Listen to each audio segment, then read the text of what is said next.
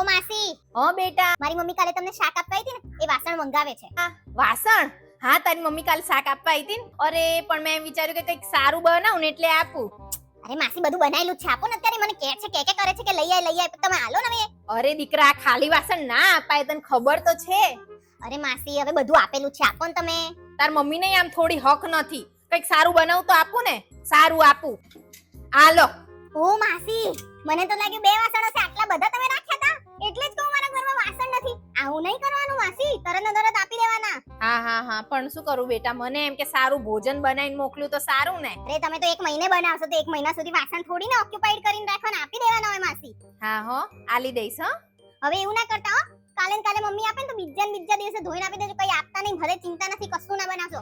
ખાલી વાસણ તો પાછા આપી દેજો. એ હા, આપી દઈશ. હો માસી, આપી દેજો માસી. એ હા, આપી દઈશ. હો ઓ માસી. અલા બાપા, જાને જાતી હોય તો આપી દઈશ.